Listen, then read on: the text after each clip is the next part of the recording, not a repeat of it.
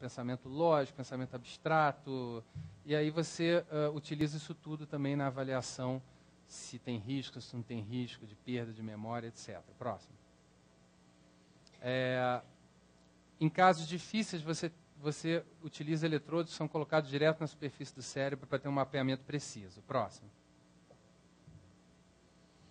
Bom, o diagnóstico é fundamental, né? Porque é um grupo de síndromes, de doenças, de causas, e você tem que destrinchar isso. Próximo. E o objetivo é, além de permitir o paciente ficar sem crises, né, é ele não ter efeitos adversos do tratamento, né, e, próximo, e que ele tenha uma boa qualidade de vida, né, otimizando, então, esses aspectos principais relacionados à qualidade de vida, que são o emprego, né, para muitas pessoas a coisa mais importante é a carteira de habilitação, né, para algumas pessoas não poder dirigir é muito pior que qualquer coisa, né. Outras pessoas não, se adaptam bem. A questão de estigma, né, e essas consequências, e efeitos, então, sobre o humor, função, aquilo que a gente já falou. Próximo. Bom, vamos passar isso, acho que depois a gente tira as dúvidas.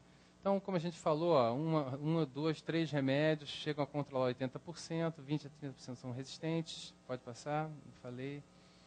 Geralmente você trata por 2 anos, em média, uns mais, outros menos. O eletro é importante na hora de retirar o remédio, a idade, tipo de epilepsia, tipo de crise, se tem lesão cerebral, não tem lesão cerebral, tudo isso você leva em conta para saber se você vai tirar o remédio. Próximo. Então, o que a gente faz na hora de uma crise, né? Então, na hora da crise, fique calmo, né? 2 pessoas em crise é um perigo, né? Então não adianta você ficar estéril, nervoso e não fazer aquilo que tem que ser. Isso é muito comum, né? A crise epilética é uma coisa que assusta, por isso é que até eu achava bom. Eu tenho certeza que várias pessoas aqui nunca viram uma crise epilética, né? Então é até bom ver num vídeo, né? Porque aí não assusta na hora. Aqui está vendo um ambiente calmo, tranquilo. Na hora que vê pessoalmente já vai, opa, eu já sei o que é, eu já sei lidar com isso, né?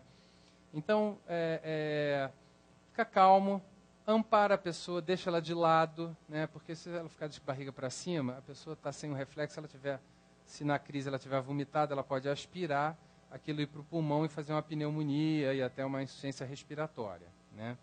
Então, você coloca de lado para evitar, para manter a ventilação, ou você bota um travesseiro ou, assim, para apoiar a cabeça, ou você fica apoiando a cabeça. E depois que a crise termina, você vai contar um pouquinho o tempo. Tenta lembrar assim, só para ter uma ideia, porque parece às vezes uma eternidade, né? E aí você vai ver, só passou 2 minutos. Então, a questão é, se a crise está ultrapassando 5 ou 7 minutos, seria um marco, né? Depois de 7 minutos, estatisticamente, metade das pessoas que está tendo uma crise mais longa que 7 minutos, essa crise, se você não levar para um pronto-socorro, ela pode chegar até uma crise de 30 minutos. Né?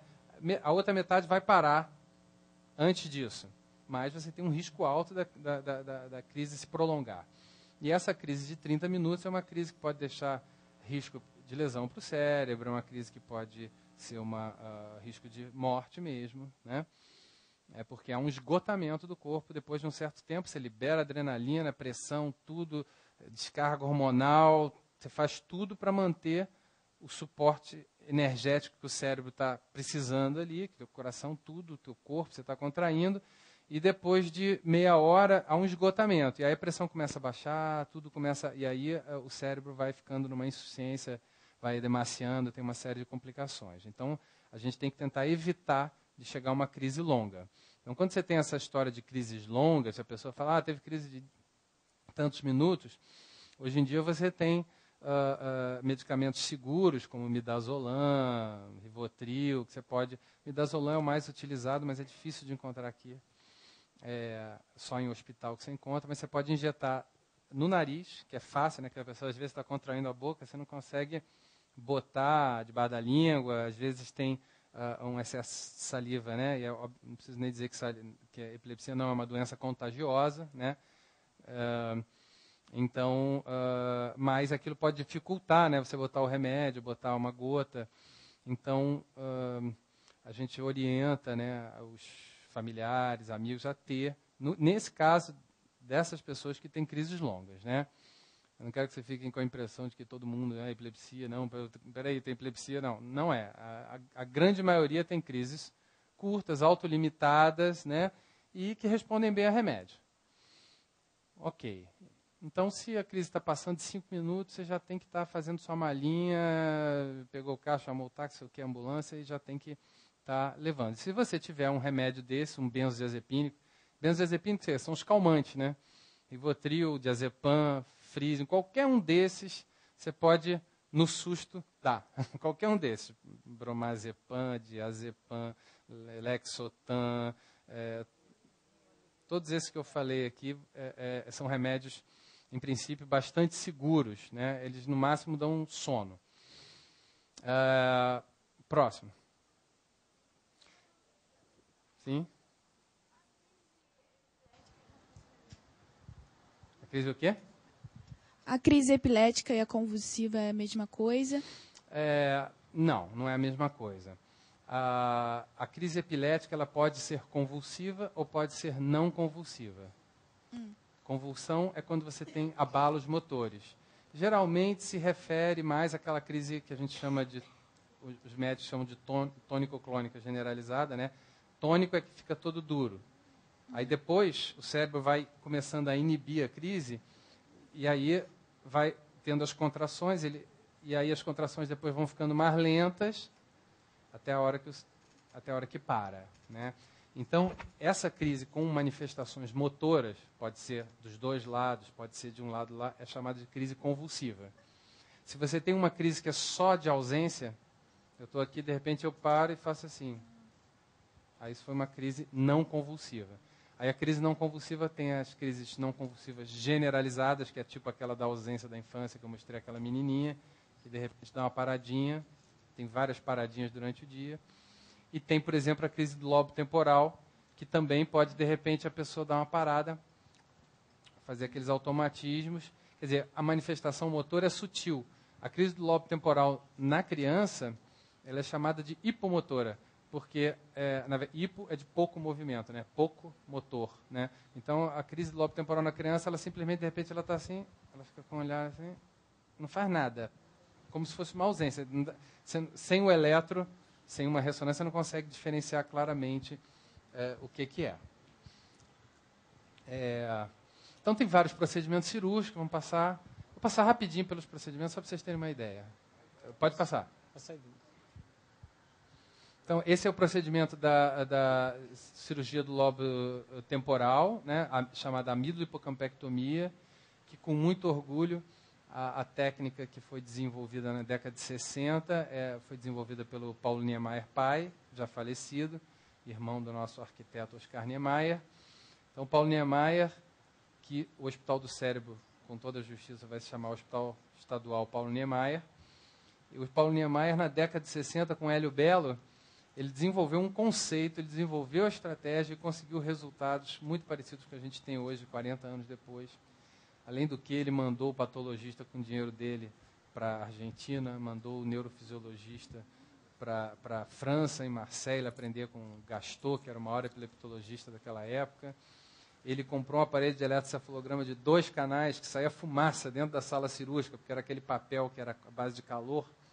Você vê o grau de determinação, né? Era uma pessoa de uma humildade, assim, uma pessoa realmente incrível. Próximo, por favor.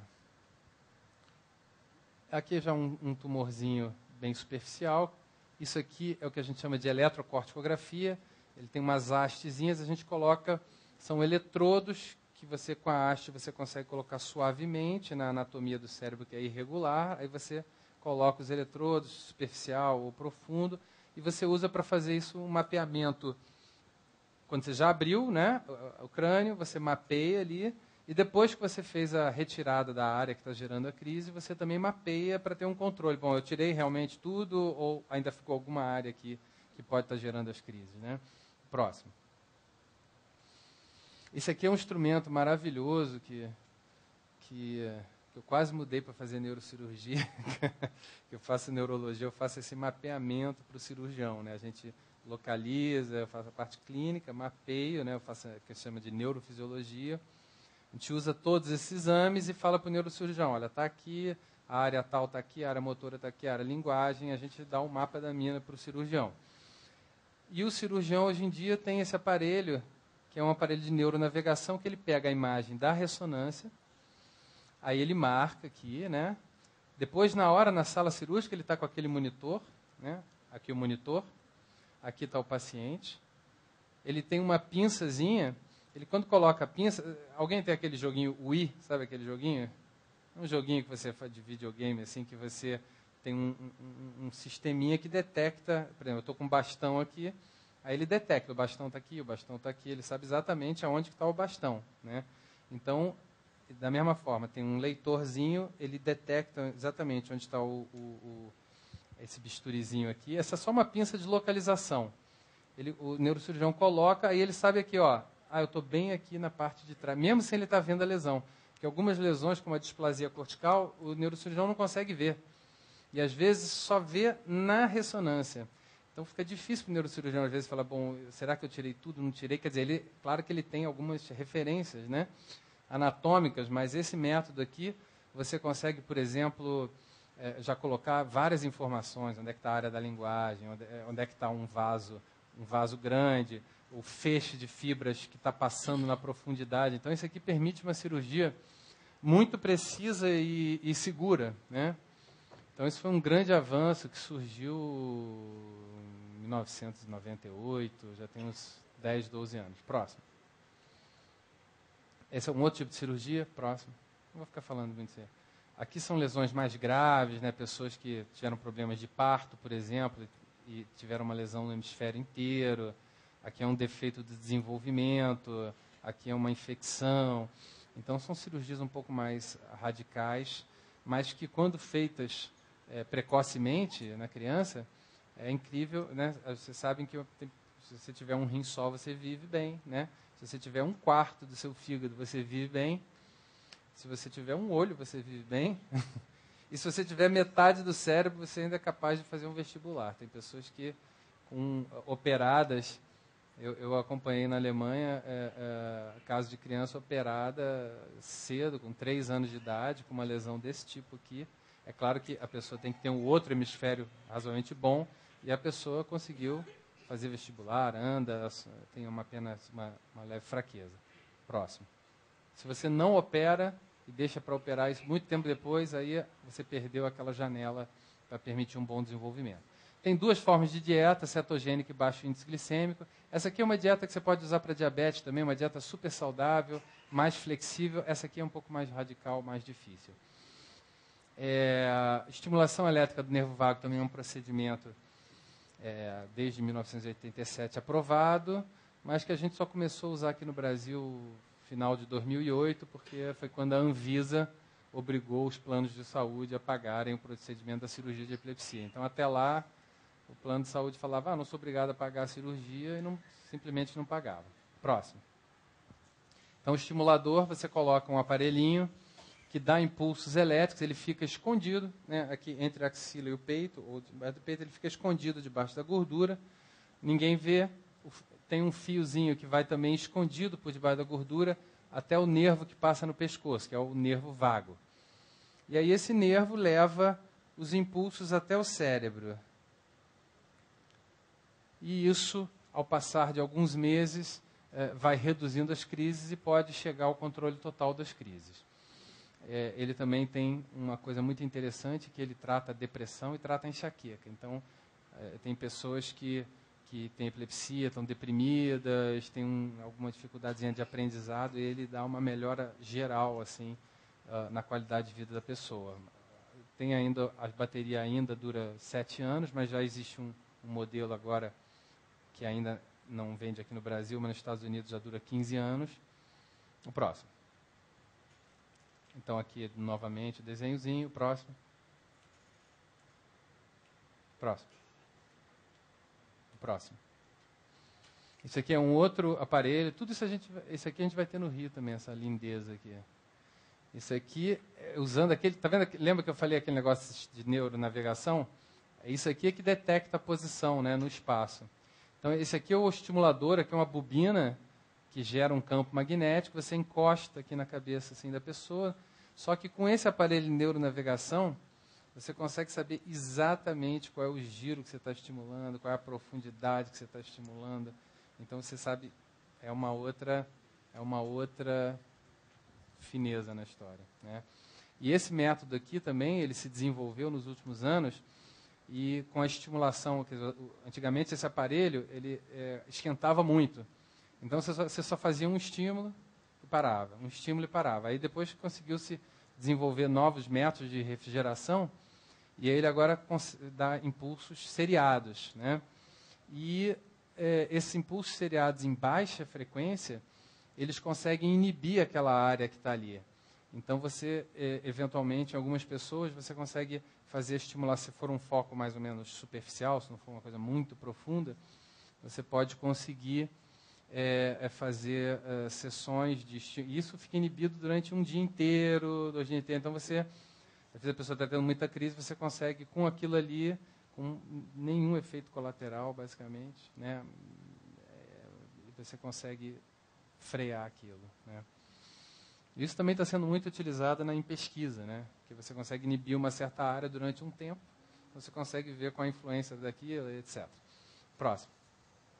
Isso aqui é uma outra coisa que também está... A gente pretende, em breve, começar uma pesquisa com isso, que é o Deep Brain Stimulation. Aí já é uma coisa mais...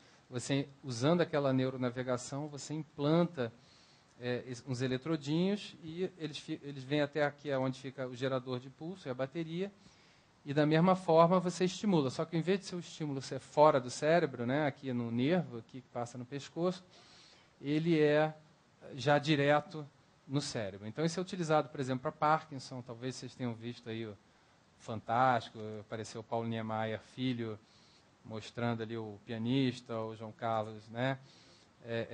Ele tinha lá uma distonia, ele não conseguia tocar piano, aí ele implantou, o cara na hora melhorou o negócio. É muito impressionante. Você tem uma pessoa com Parkinson, o cara está assim, aí liga o aparelho, mesma hora, para. É um negócio assim incrível. Claro que tem indicações limitadas, né, etc. Mas esse camarada aqui do Canadá, ele implantou em 6 pessoas no circuito aqui da memória e conseguiu pela primeira vez reverter a doença de Alzheimer na fase inicial e conseguiu, em vez de a coisa continuar atrofiando, houve até um aumento do hipocampo, uma melhora funcional, e a gente pretende usar isso aqui no Rio para epilepsia do lobo temporal bilateral, que você não tem indicação cirúrgica, a pessoa tem um déficit de memória e a gente deve começar isso em breve. É o próximo. Bom, isso aqui é só para mencionar que apesar do custo, né, você vê equipamento, cirurgia, etc., apesar de existir um custo, né, grande, direto, né, os custos indiretos são maiores, com questão do desemprego, quer dizer, a pessoa às vezes jovem, criança, e que não vai ter um emprego, que não vai, nesses casos mais difíceis, né? O próximo. Próximo.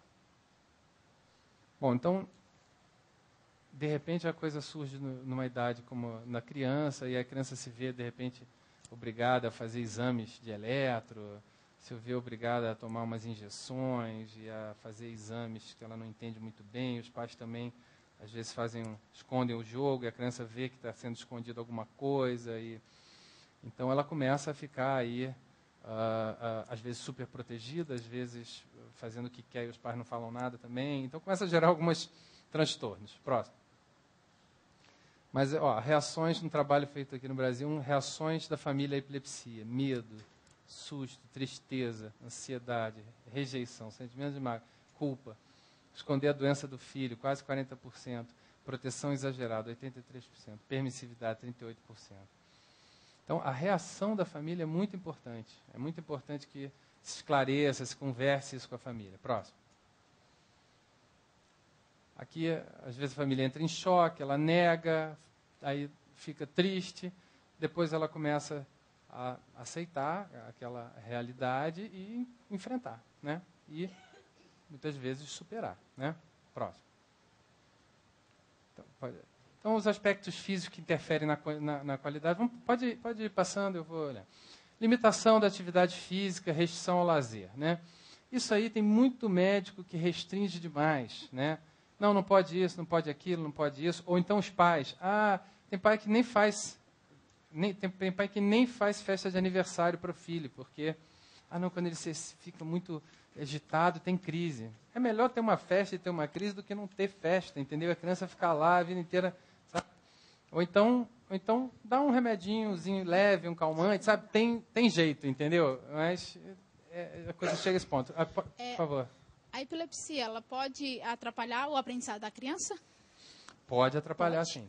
Pode atrapalhar. Aí depende da quantidade de crises, da localização das crises, da causa das crises e da quantidade de alteração no eletro e da quantidade de medicamentos que você tem que fazer.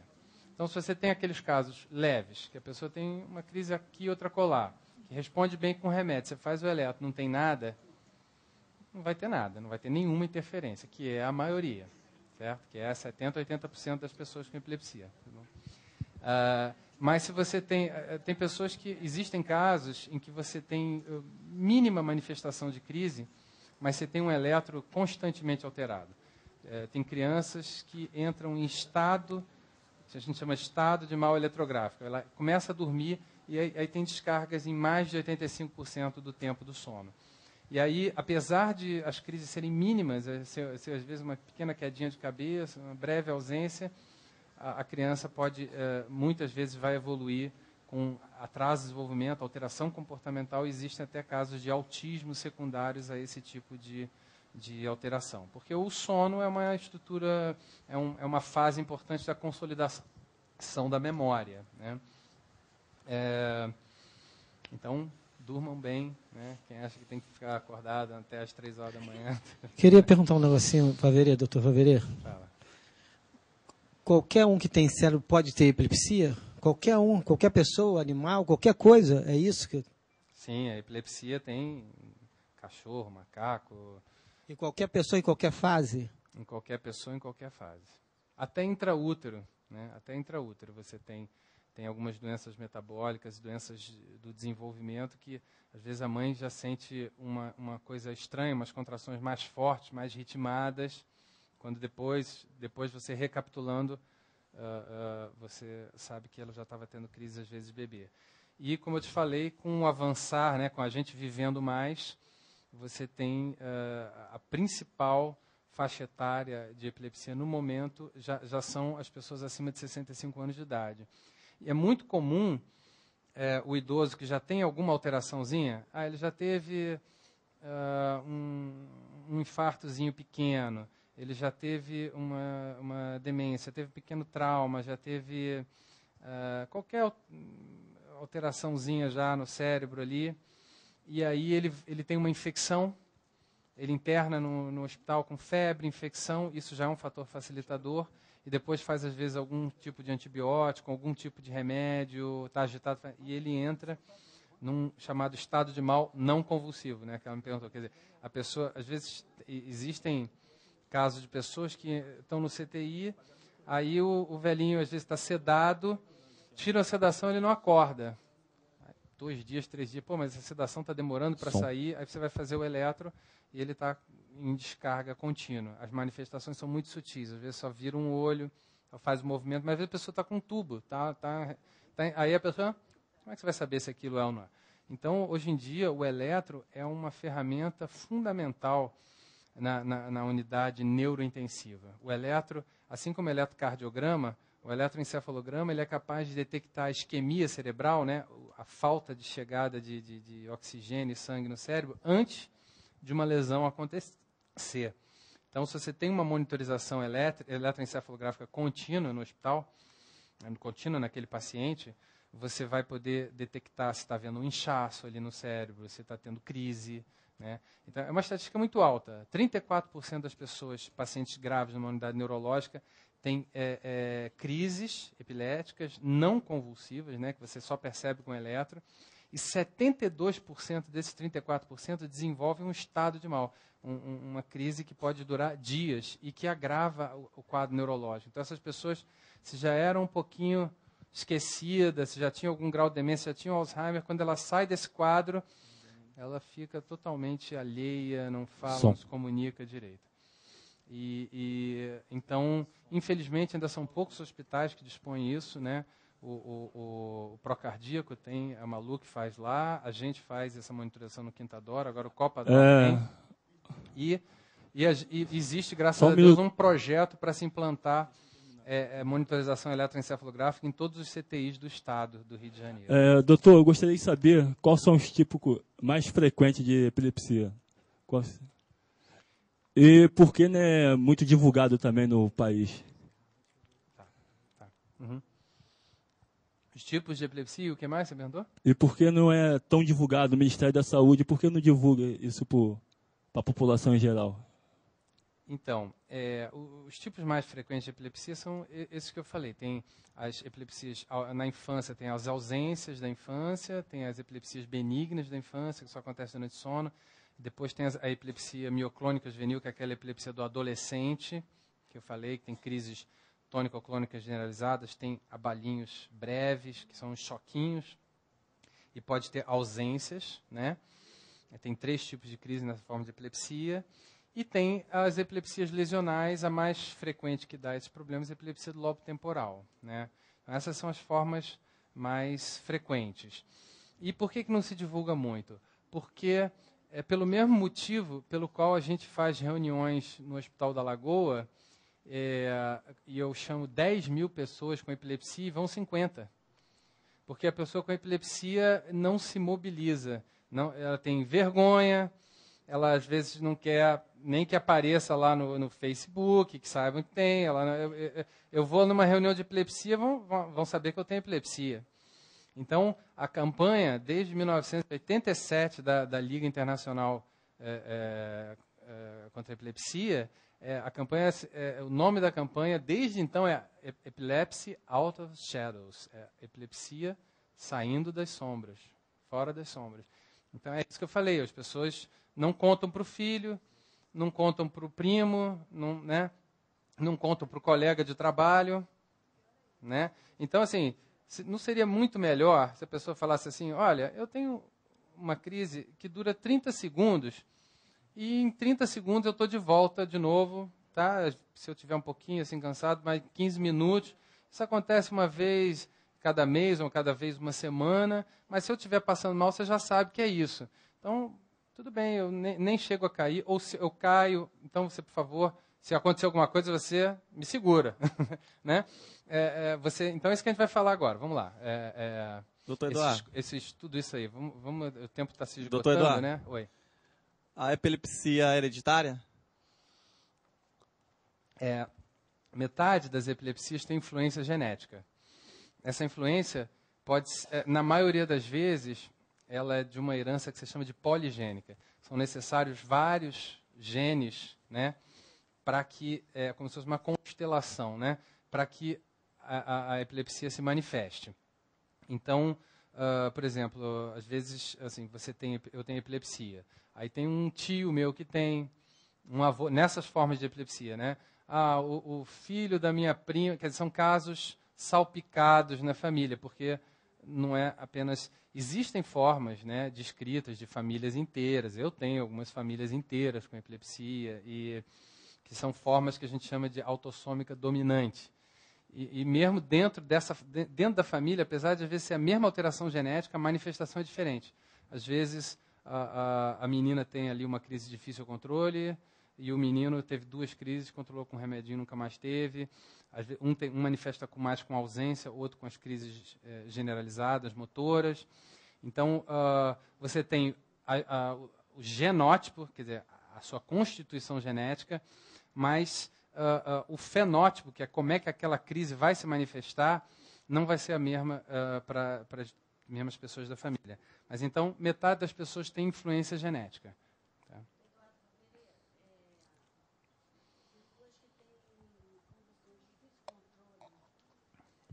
Faverê, pessoas que têm convulsões de difícil controle, ela pode ter um AVC? Pode vir a ter um AVC? Olha, isso não é uma coisa rara acontecer isso, né? Você pode ter, por exemplo, se você tem uma crise extremamente longa, 30 minutos, como eu falei, aí o cérebro começa a baixar a pressão arterial, depois que tem um esgotamento do corpo, né? Você não tem mais adrenalina, você não tem mais formas de manter a pressão arterial, aí você começa a baixar a pressão e o cérebro começa a inchar, a edemaciar. E aí aumenta a pressão intracraniana. Então você aumenta a pressão intracraniana e diminui a pressão de chegada do sangue. Então o cérebro vai gradativamente sofrendo. Aí você pode ter, por exemplo, um infarto, lesões, enfim, até o falecimento, como eu falei, né? Nesse caso de lesões graves. E a outra possibilidade é você ter um trauma, né? Você bate com a cabeça, você faz um hematoma, que pode ser abaixo do crânio ou pode ser intraparenquimatoso, né? Então, existe um tipo de crise que a gente chama de crises mioclônico-astática. Mioclonia é aquela, como eu falei, aquela contração ultra rápida. Então, a pessoa de repente está aqui, ela vai, pum, é como se alguém estivesse empurrando ela. E a crise dura fração de segundos, mas aquela fração de segundo é o suficiente para ela bater aqui, é o suficiente para ela cair no chão, quebrar dente, quebrar nariz e fazer múltiplos traumas. Então, por exemplo, na Alemanha, essas pessoas que têm isso, existe procedimento cirúrgico para isso, existem alguns tratamentos, mas é um tipo de epilepsia difícil de tratar, é um tipo de crise difícil de tratar, e muitas vezes a pessoa tem que andar com um capacete mesmo, para não se machucar, entendeu? Então, esses traumas podem gerar lesões, né? Então, traumas fortes, a pessoa de repente cai de uma escada, ou cai de um negócio, né? Então, nessas condições, né? Certo? Por favor, então, por para terminar essa questão Doutor. do emprego, a gente falou, então, acho que eu queria passar um conhecimento geral para vocês de epilepsia. Eu sei que eu fui muito além do geral, Doutor Eduardo. talvez, que eu me empolguei, mas... Uma pergunta. Uhum. Algum esporte de impacto pode causar alguma lesão que venha trazer a epilepsia? Pode. Esportes radicais, né, de impacto podem, né? Você vê, assim, por exemplo, não só epilepsia como Parkinson, né? Você vê o caso do Muhammad Ali, o Cassius Clay, né? Que ele teve um parkinsonismo, né? Existe o que se chama de demência pugilística, né? Parkinsonismo pugilístico. Você vai tendo trauma, pancada, aquela pancada de um peso pesado, né? Então, pá, daquela pancada. Não é à toa que o cara fica, de repente o cara dá uma pancada, acabou a luta, porque é uma pancada tão forte que você tem uma concussão cerebral. Agora, imagina se você toma uma dessa, uma outra, essas full, né, MMA, né, full fight, que o cara fica lá em cima, cotovelo, aí o cara fica, você vê aquele massaranduba. Eu achei que o cara era uma rocha, né, de repente o cara tá lá, não conseguia nem mexer, né, o cara ficou assim, volta para a luta, ele ficou assim, o cara contou até 10, não consegue. São pancadas fortes, né, acidentes, né, de carro e coisas desse nível. Agora, tem que ser pancada forte, né. Quedas assim da própria altura, em geral, não causam lesões, não causam fraturas, né? Mas coisas mais fortes, radicais, podem acontecer. Principalmente repetidas, né? Não é uma vez, é um efeito cumulativo, né? Pequenas lesões de pancada. Queria perguntar só mais uma coisinha, doutor Faverê. Né? O que eu entendi na estatística ali é 320 mil portadores só no estado do Rio de Janeiro? Não, 230, mas já está chegando, era o censo de 2007, já deve ter uns 250, é porque eu não tive tempo de refazer ali as continhas todas, mas é em torno de 240, 250... Mil. E 80 mil pessoas, né? Como eu falei, um estádio cheio, né? De pessoas com epilepsia de difícil controle. E que estão muito desassistidas aqui no Rio, né? Bom, para encerrar aqui, gente, a questão do trabalho, né? Então, acho que é importante a gente saber que, apesar de ter falado coisas aqui de uma certa gravidade, o importante é a gente saber que a maioria das pessoas, se você tiver um colega de trabalho, ele geralmente vai ser um colega de trabalho que vai ter ou aquela epilepsia que nem tem nenhuma lesão, né, que é 50%, 60%, e eventualmente vai ter uma crise, ou tem crises e etc., está lá trabalhando com você e pode ter uma crise. E vai ter uma crise, geralmente, essa crise que é autolimitada, que vai durar segundos ou poucos minutos. Né?